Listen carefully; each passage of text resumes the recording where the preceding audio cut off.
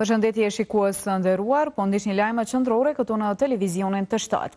Patjetër që këtë edicion do ta fillojmë me zhvillime politike, meqense sot pati goxha shumë. Pavarësisht se afati u përmbyll në mesnatë, sot u mbajt vazhdimi i seancës për konstituimin e Kuvendit të Kosovës. Por kjo nuk u arrit meqense Albin Kurti kërkoi kohë shtesë. E për këtë u dënua me gjuajtje me vezë nga dikush.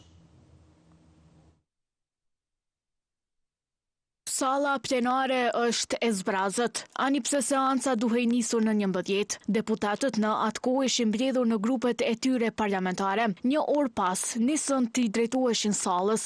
Ndryshe nga mbrëm dyer qenë të hapura e pa dry. Rrugës jo të gjithë deshën të japin deklarata.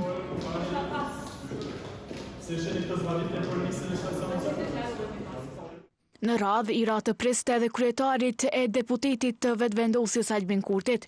Derisa rahatoheshin, kohën e kalonin duke biseduar, madje edhe ata që partiti kanë të ndryshme. Agent Batiri i vetëvendosjes shkoi te ucet e LDK-s e diskutonte me Arben Gashin dhe Besjan Mustafën, prapa tyre. Nezir Kraki bisedonte me Bek Berishën e Aleancës. Gjithçka duke e qenë deri në nisje të seancës vazhduese për konstituimin e legjislaturës së 11, veç 2 pika ishin në rend të ditës. Fjalën, kryetari i vetëvendosjes Albin Kurti e mori pra për të propozuar emrin e kryetarit të Kuvendit.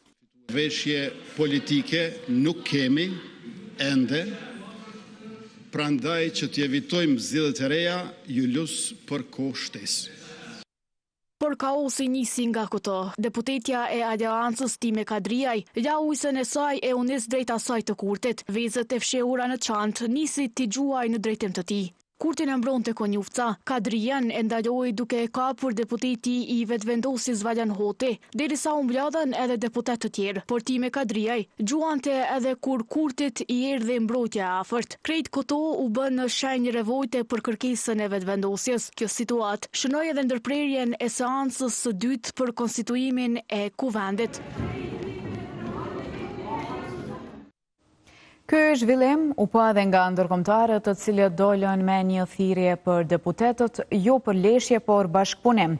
Ambasada britanike në Prishtinë ka bërë thirrje deputetëve të Kosovës që të punojnë së bashku në drejtim të formimit të institucioneve të reja dhe këtë ta bëjnë urgjentisht. Ambasada ka përçuar mesazh përmes Facebookut me thirrjen që zgjidhja e situatës politike të bëhet sa më shpejt për të mirën e popullit dhe të partneriteteve që Kosova ka me shtetet e tjera. Kjo është përgjegjësi e politikanëve të Kosovës dhe jo e sistemit të saj.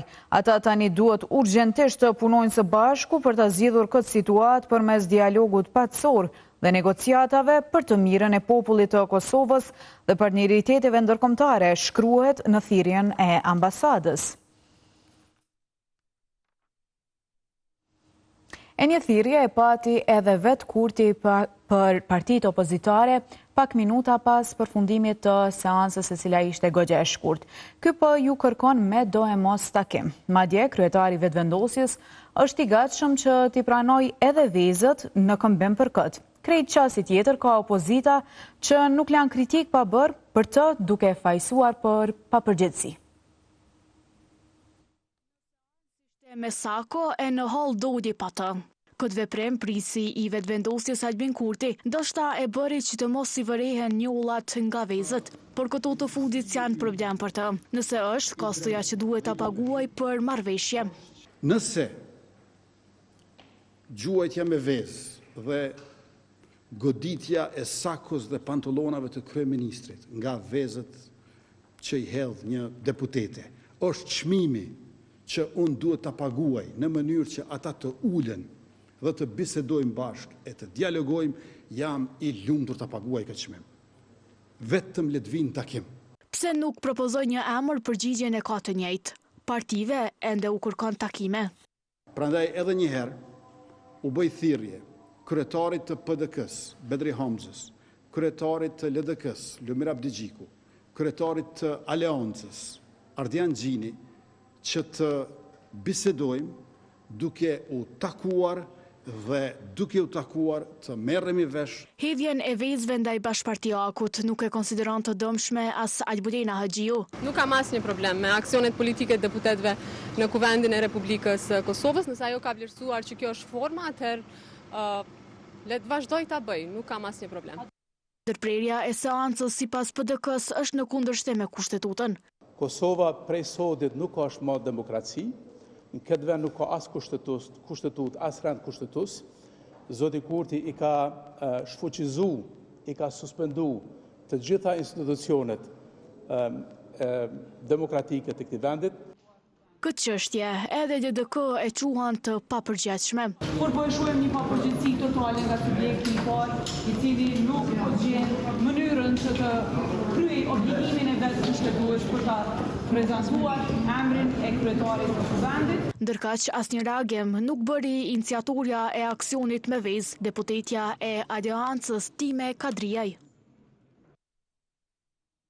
E këtë situat po e shesi të papranueshme edhe Instituti Demokratik i Kosovës, të cilët kanë dalur me një reagim duke vlerësuar se afati detyrues 30 ditor ka përfunduar dhe se lëvizja vetëvendosje nuk e ushtroi përgjegjësinë ekskluzive për ta propozuar kandidatin për krye parlamentar. Sipas KDI-s, lëvizja vetëvendosje me vetdije po e vazhdon bllokadën institucionale. Kjo situata shme ka të i kaluar rrafshin e mosmarrëveshjes politike ndërmjet partive parlamentare. Skadimi i afatit pa konstituimin e Kuvendit ka krijuar një çështje të drejtë për drejtë kushtetuese për vlefshmërinë e procedurës së mëtejshme. Një kandidaturë e paraqitur me vonesë, një ndërprerje e re 48 orëshe apo një marrëveshje eventuale politike nuk mund t'i fshin vetvetiu pasojat e mosveprimit brenda afatit, thuhet në komunikatën e KDI-s. Ata deklaruan se së paku 10 deputet duhet t'i referohen menjëherë gjykatës kushtetuese me vendime dhe veprimet e ndërmarra pas skadimit të afatit, duke i kërkuar disa përgjigje.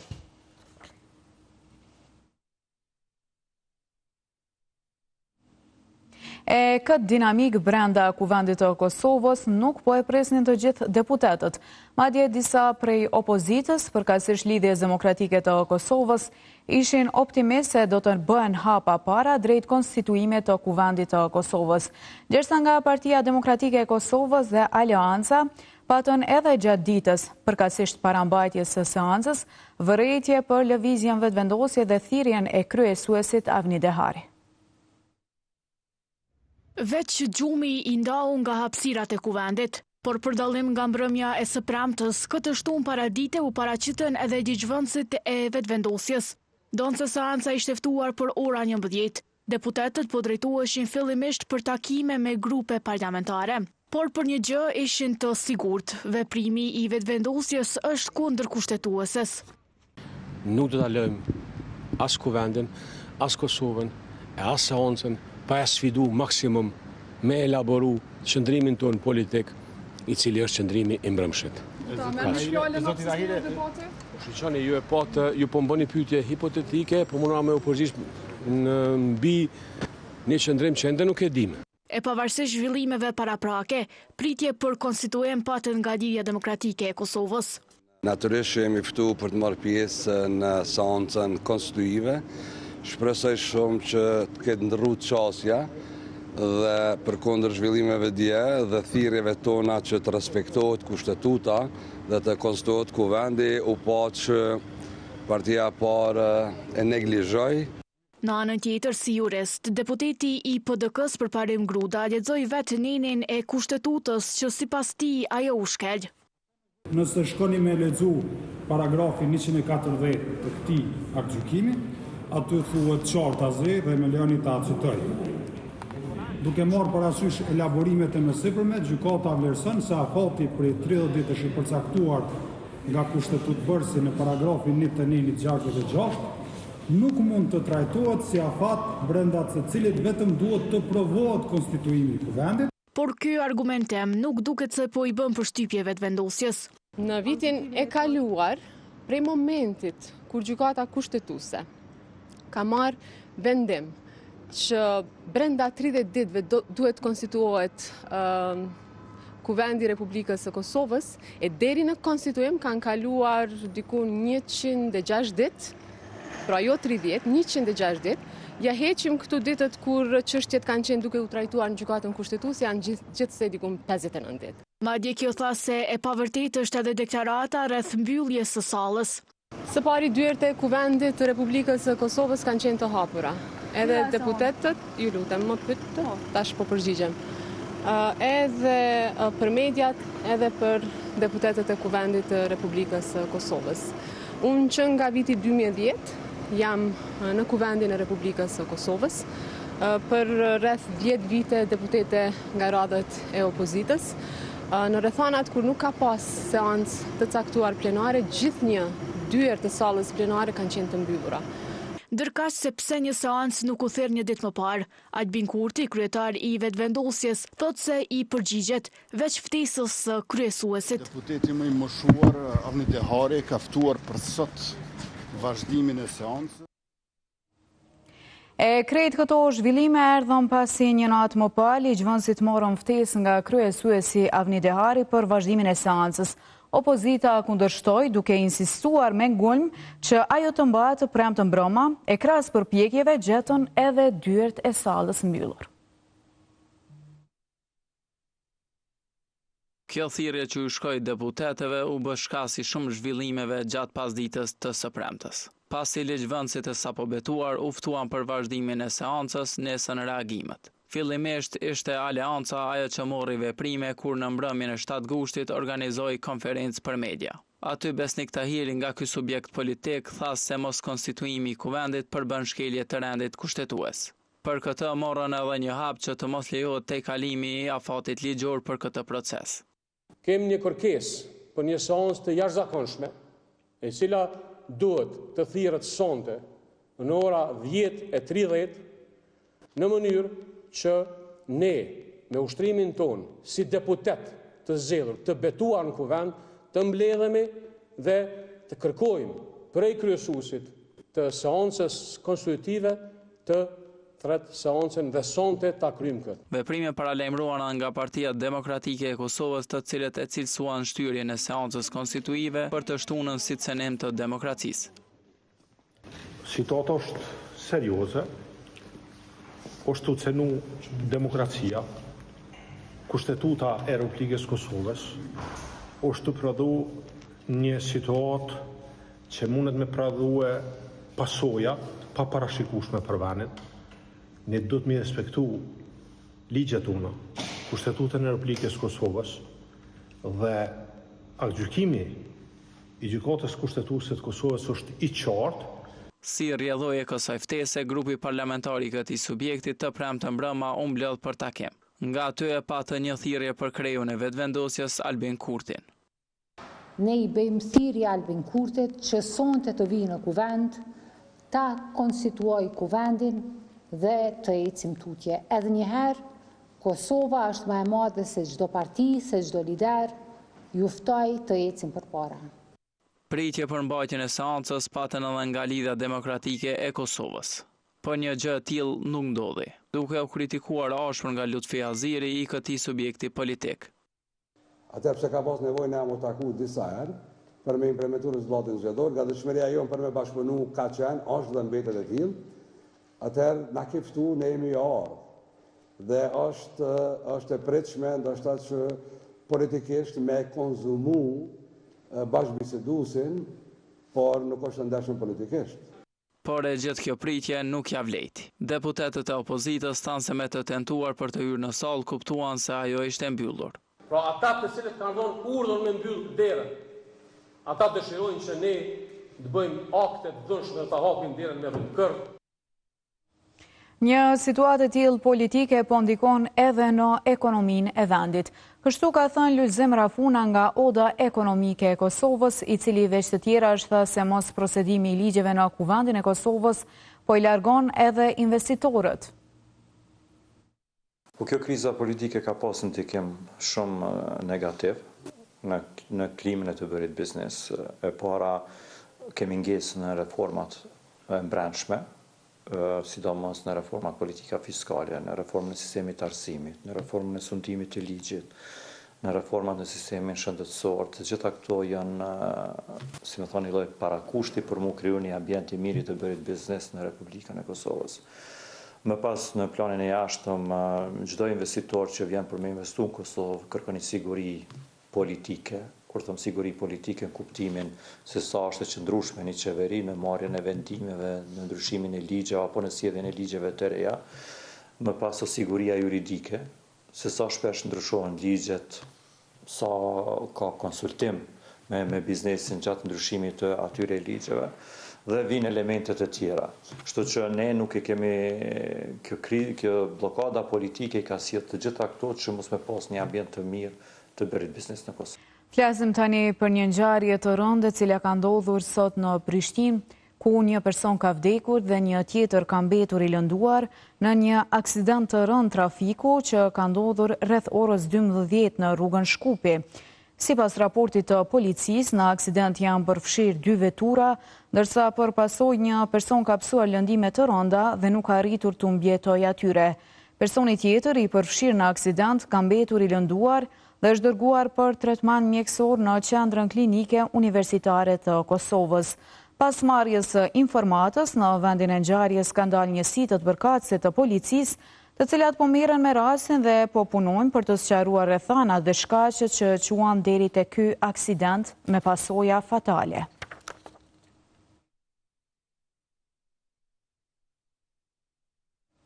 Qëndrojmë të informacionet të cilat vijnë nga policia e Kosovës. 5 shtetës të hua janë shoqëruar për në stacionin policor në Ferizaj. Kjo pasi që dyshohet se ishin duke qëndruar në mënyrë të parregullt në një banesë. Kjo ngjarje ka ndodhur sot në komunën e Ferizajt, ku sipas policisë, shtetasit ishin 4 nga Qipro e 1 nga Pakistani. Sot rreth orës 10, policia në Ferizaj ka pranuar një informat lidhur me disa persona që dyshoj se po qëndronin në mënyrë të parregullt në një objekt banesor. Pas pranimit të informatës, njësitë policore reaguese kanë dalë menjëherë në vendin e ngjarjes, ku kanë identifikuar dhe shoqëruar në stacionin policor në Ferizaj 5 persona, thuhet në njoftimin e policisë.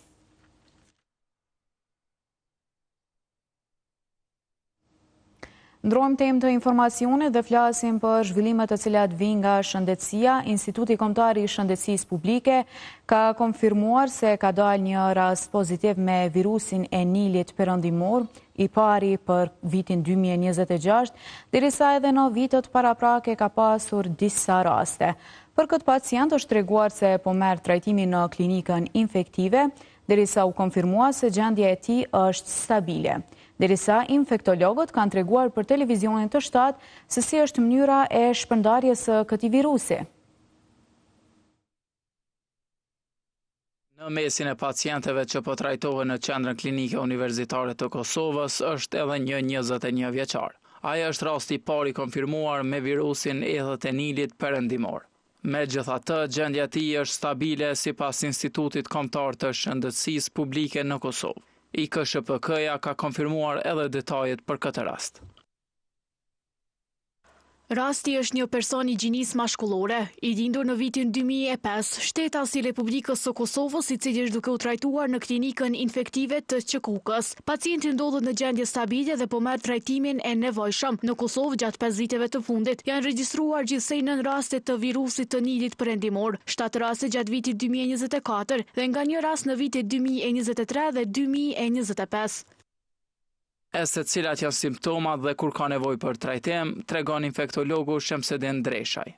Format të lehta zakonisht shkojnë me temperaturë, ethe, molisje, egzantem në trup, pra në formë të pushrave, dhe këto forma, nëse nuk ndalikohen zakonisht, kanë ecuri të lehtë dhe përfundojnë me VTU. Forma e rëndë, që është prekja e sistemit nervor qendror, ka nevojë trajtim në klinikën infektive dhe shpesh herë këto forma kanë nevojë të trajtohen edhe në mjekimin intensiv për shkak se kanë nevojë se të intubohen për shkak të prekjes ose çrregullimit të vetdijes. Se nga vjen ky virus dhe paraqet rrezik për qytetarët, tregon po ashtu infektologu Shemsedin Dreshaj. Virusi Nilit perëndimor është infeksion virusal i cili përhapet përmes miskonjave të gjinisë Kulex. Nga shtatori vitit 2012 në Kosovë janë evidentuar deri me fund të vitit 2025, 29 raste, pra 16 femra, mashkuj dhe 13 femra. Prej tyre, 5 kanë pasur curi fatale, pra kanë përfunduar me vdekje. Deri më 5 gusht të vitit 2026, 7 vende të rajonit evropian kanë raportuar raste të infeksionit me këtë virus. Italia është vendi me më së shumti raste me plot 138 të raportuara, ndërsa pas saj vijnë Greqia, Spanja dhe disa shtete të Evropës. Flasim tash për organizatën e veteranëve të luftës UÇK-s, të cilët kanë dalë me një paralajmërim. Këta paralajmërojnë veprime ligjore ndaj Hekuran Muratit, ministër në detyrë, për shkak që sipas tyre ky po i pengon që ta marrin pensionin e dyfisht, ashtu siç ju takon me ligj. Luftuan për mbrojtjen e vendit të tyre. E tash kur kanë kaluar dekada nga lufta fundit në Kosovë, veteranët po përballen me sfida për pension. Kjo pasi që po pengohen për të marrë pensionet e dyfishta. Për këtë kreu AVL-s së UÇK-s, Hysni Gucati po paralajmëron veprime ligjore. Ka mundësi që të bëjmë padi penale. Tash me datë fikse nuk mund shkoj, po jem duke përgatitur me njerëz që jem të na përgatit, me advokat, me ekshteltarin, që jem të bëjmë përpjekje, që ne do të bëjmë padi penale, për arsye se na takon bëjmë tash padi penale, që ministri i financave nuk i çet mjetet që të takojnë veteranëve të ushtrisë së Kosovës. Gucati tha se numri ankesave nga veteranët është i madh. Është numër shumë i madh, vetëm sot mbi 30 vjet mos veteran zyre këto. Që në ankutë që ju kanë thyer negativ diku pozitiv, po por skandal.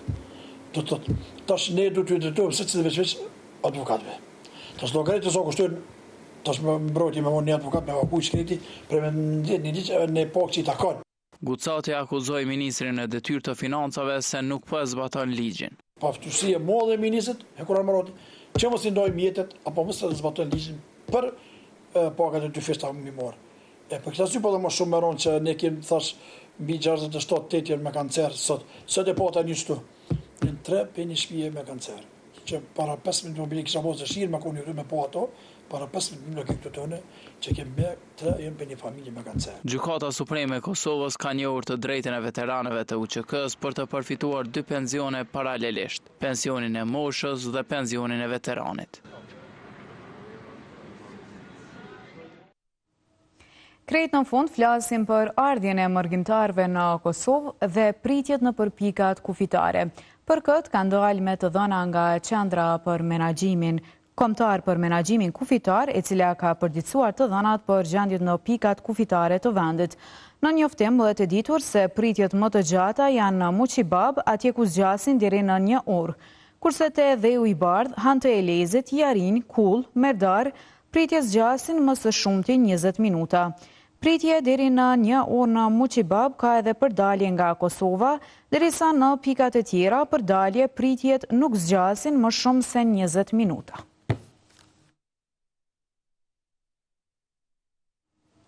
Me këtë informacione, përfundojmë edicionin e lajmeve për sonte, ju falenderoj për vëmendje, mirëmbëjtje.